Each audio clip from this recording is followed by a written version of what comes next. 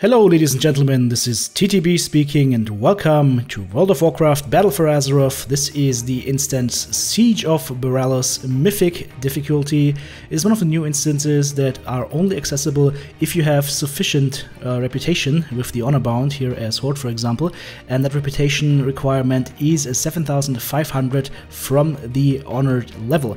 Once you have that, you can get right into the instance and rush through it with your friends, enjoy a very fun instance that has some good loot, some nice mechanics, and some new challenges for you. So what I'm doing here is I've been speeding up the gameplay a little bit just so you guys can get to quote-unquote enjoy the trash pulls and kind of see where I'm going, what I'm pulling, what I'm tanking, what I'm interrupting, but also get a little bit of speed going so that we can actually talk about the boss fights, because that's the most important stuff. That's what you're here for, to understand on how the bosses work and how to best tackle them. Now this is the first run I've ever done in this instance. I have not been playing beta, so this is me being here for the very first time. So of course there will be some mistakes, but we'll talk about them and how to avoid them. Now as always, of course, any mob that has a 200 weapon, be careful about cleaves, be careful about shockwaves up front. The ranged mobs will be shooting at you, just taunt them away as a tank, and the casters of course just interrupt whatever you can. Alright. And here we go, here is the first boss already, Sergeant Bainbridge, and this guy has an interesting mechanic where he basically sets his iron gaze on a player and just tracks him down while your team has to deal with the adds. And what you should do here is you should try and get the marksman down as fast as possible, so you can take the vanguard and pull it next to the boss, so you can DPS down the vanguard with the boss. There's also munitions lying on the ground. You can see them, these big mine-like looking things with a timer on top of them, and that is where you have to pull the boss. When you're chased by him, that will reset his speed stacks, because the more he's chasing you, the faster he gets, and will daze him for a sec so he doesn't hurt your tank as much. And as you can see here, it doesn't do any damage to your team, so you can easily stand in that stuff, no problem whatsoever. As a tank, you just need to watch out for the marksmen and the vanguards that are spawning. Make sure you tank the vanguards away from the camp, so not getting hit by the heavy slash, which is, as you can see, a kind of a cone AoE stun, so try and not get hit by that. And pull the mob close to the boss, and then you just take him down, run around in circles, avoiding the iron gaze, and make sure you don't get choked by the guy. Let's see, yeah, looking good. We're just DPSing him down, more adds spawning, incoming cannon barrage. You can see the zones on the ground, just don't stand in them and you're fine. And the marksmen don't have that much HP, so you can easily DPS them down. Just make sure you grab the vanguard and pull it next to the boss. And of course, Steel Tempest, AoE cast by the boss, stay away from that, and you should be very, very much in the clear here. By the way, we didn't even have heroism for that, so with heroism you should be able to do that a little bit faster. I will potentially save the hero phase for a time when you don't have any adds, that way you can go ahead and focus all the DPS on the boss. Yeah, and as you can see, I just charged into a vanguard who was actually doing his AoE slam, and that basically stunned me, but luckily the boss is almost dead, and there we go. We do not deserve victory, but look at them scatter. Without their leadership, Nephanos Blightcaller is just such a friendly person, and we gotta get to loot this guy and move on with the instance. And by the way guys, if you have tips to share from your experience on what to do in this instance, what works good, what doesn't work as good, let me know in the comments down below. Share your information with everybody else so that we can all play better in World of Warcraft. That's what it's all about, having fun and improving yourself. Okay, now there's a fun area coming up, and it is right here in this corridor.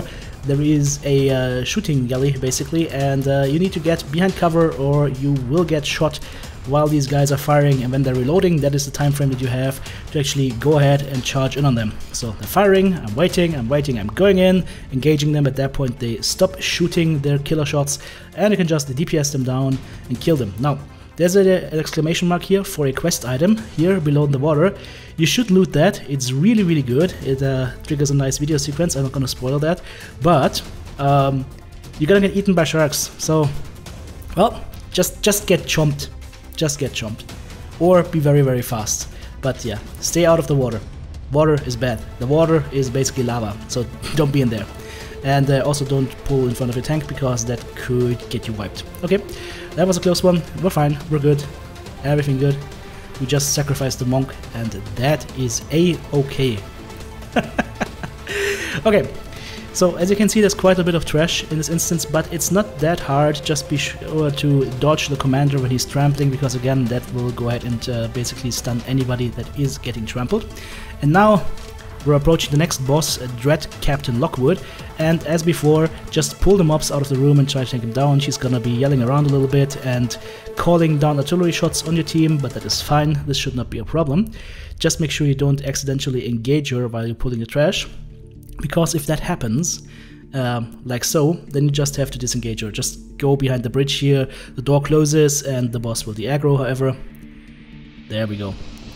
And now we're actually back at the boss, and this is the real fight. So, what does Dread Captain Lockwood do? She is going to shoot at your tank. I'm trying to block this stuff, but you can't. You have to just use Ignore Pain here.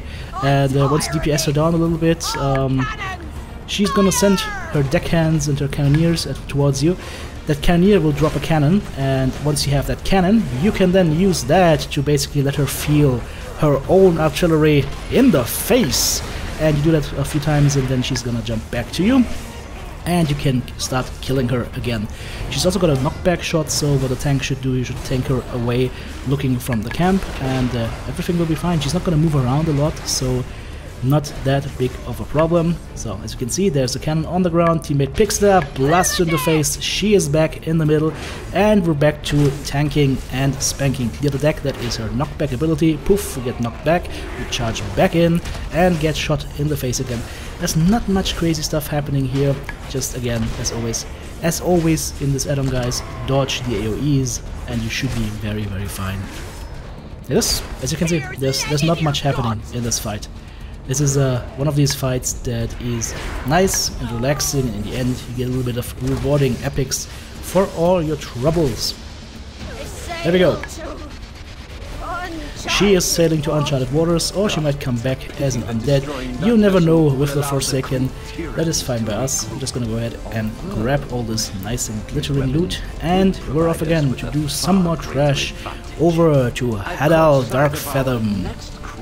And by the way, guys, you can also mount in this instance, so that's something that you should always take into consideration when you die.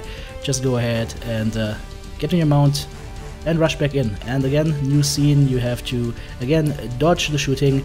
Once you get engaged them a little bit, they will fall back to a different position, and that will allow you to run the Gauntlet. And this is a new kind of trash mob around here.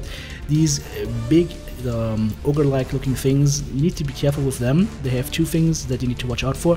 One is a cone knockback / stun, and the other thing is a AoE fear. As a warrior, of course, you can easily break the AoE fear from the demolishers, but the problem is you can't interrupt it. You might be able to line of sight that, so if anybody tries that and it actually works or it doesn't work, please let us know in the comments down below. We're just pulling for the instance right now. I'm just also, as you can see, I'm trying to pull these guys back a little bit, because I know if you're fighting against mobs that fear your team, you want to be in an area where there are no trash mobs around, so always make sure to pull them back. Play it a little bit safer until you get enough feeling for the instance. There is a automated hammer down here that doesn't do anything, but Rogue says he's curious, I say curiosity killed the cat. But yeah, there might be some Easter eggs to find on these maps or in these new instances, that's fine. There is the Killer Brigade from before again, we'll just engage them in melee, take them down, and that is it. No more shooting us in the face for this instance. And now on to the next boss, Hadal Dark Fathom. Now, guys, my tip here is don't try to fight the trash inside the room, just as with the other boss. This guy has a huge aggro range, and he is going to aggro in your face, and he is going to call everybody, their mother, their father, their sisters, brothers, and the whole family to the fight. So yeah, you need to clear that room first. And that means be careful, tell your DPS and your healers to stay back as a tank, and you just pull the stuff around the corner, around the wall, and then you start DPSing it down. Old school vanilla style. Best mechanics equals old mechanics sometimes. Okay, so pushing this trash pike, trying to push the other guys back towards us. Let's see, can we? Yep, we got them here as well. 2 snipers and an invader, we just take them down as well. And then to the left there's one more target. But as you can see, boss again aggroes us. I pull him back, he actually despawns, but since he casted his call to help, he actually brought us all the other guys that were behind him. So that's actually a good mechanic that you can use here to get the third pull in. And then it is time to go ahead and engage the boss. Full Fathom 5, your bones shall lie. Okay, well, that doesn't sound too friendly. The mechanics of this boss are pretty simple. A, don't stand in the water. B, don't stand in Crashing Tide. That is a forward cast spell that will just basically make this Path of Frost here where you shouldn't stand into. And then you just DPS the boss down. He hits pretty hard, so as a tank, be sure to have your cooldowns ready. Once you see Tidal Surge incoming, hide behind the statue and you're fine. And make sure to disperse quickly because he follows this up with a Crashing Tide afterwards. And if your team stands clumped up, you're all gonna get hit. And that is something, of course, that you want to avoid. As you can see, I'm just positioning him here, trying to not move him at all if possible. And trying to lay down the Crashing Tides at spots where they will not inconvenience my team too much. But again, guys, this is the first time we actually played this encounter, so we didn't even know what to expect, we just went for it. And again, it's an encounter that is pretty straightforward. Another Crashing Tide coming in, you just dodge it. The audio cue from the boss is called Pulverized. And here we go again, some AoE again, Tidal Surge coming in, you just get to safety. This time we actually have to jump through a frost, but that's fine. As you can see, I just got hit by the Tidal Surge, but I had my Ignore Pain available, so it just did 20k damage, not 40k. So if you have to eat one, if you're full HP, you should actually be fine, but try not to eat it. Take down the boss, and you're good. Well, and that is almost it. TTB gets some nice boots. Come home to Papa. Yep, perfect. I feel more epic already. Change my tank set. Yep, I would like to save that. Perfect. So, last boss coming up, Weak Goth. And as you can already see, there's tentacles involved, so you know what that means. That means cartoon. Well, this time not cartoon, it's literally just a giant squid. You just have to run through this gauntlet real quick here towards the boss, and that will stop the giant squid shooting at you. And, well, this boss is very straightforward, but it took us a few tries to really figure it out. So, the demolishing tentacles, that is what needs to be tanked. If they're not tanked for some time, they will go ahead and cast an AoE cast that hits the whole team and is going to wipe you. The grasping tentacles, the gripping terrors, those are the ones that grip engineers. Once these are killed, the engineers are free, they will make use of these cannons, and then you can jump into the cannon and use that to blast Viggoth into the face. And that is exactly what you do here. Now as a tank, as you can see, demolishing terror emerges, you just go ahead and tank it. The terror has a skill that's called Slam. That slam goes into a random direction towards a player, and if you get hit by it, you get knocked back. If you get knocked into the water, you will spawn another demolishing terror, so try to avoid the water at all costs. That is the vibe condition here. Okay, cannon is ready, player goes in, and you shoot into his face. Boom! 33% of the HP of this guy are gone.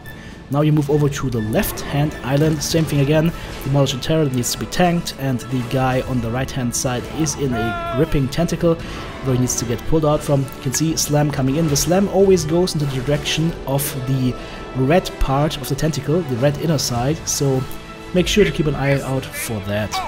As a caster who can cast Dispel Magic, be wary of this debuff right here. You can see it on me right now. That does AoE damage around you, about 8 to 10k DPS. And that should be dispelled if possible. If not, just make sure you don't clump together because it's gonna go on 2 players of your team. New demolishing terror emerges, we just go ahead, we tank it again, of course. You could just see I got hit by the knockback, but that is just a professional hazard right here. Again, just make sure do not touch the water at all. Good.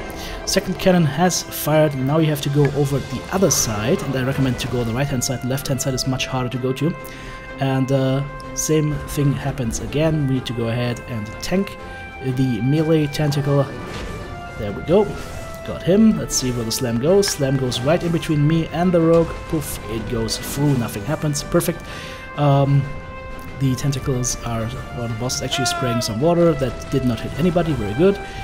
Just again, need to dodge. As you can see here, it can get a little bit tight with the debuff and everything. Just make sure you don't clump too much and you should be fine. And you should never be clumping anyways because, you know, the tentacle is gonna cast Slam, there's another Slam coming in, but the roommate actually stood correctly so he didn't get knocked back. Now we did lose our monk here, but that's okay, that's okay.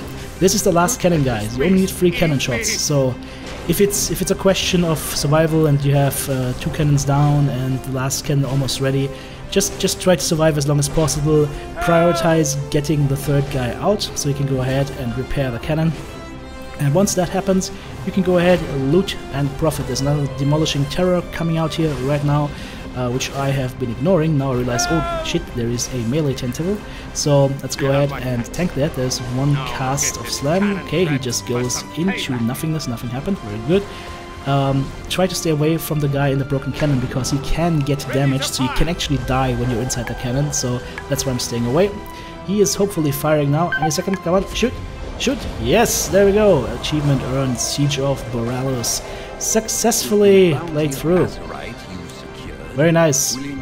Well, the tentacled terror has been terminated permanently. Okay, now if you are looking for loot, that loot is actually in front of Nathanos Blightcaller. And it's basically a pile of seaweed that you have to loot. And yeah, just letting the team know, I realized that the Slam is always in the direction of the red side of the tentacles. So you guys know what we have learned now.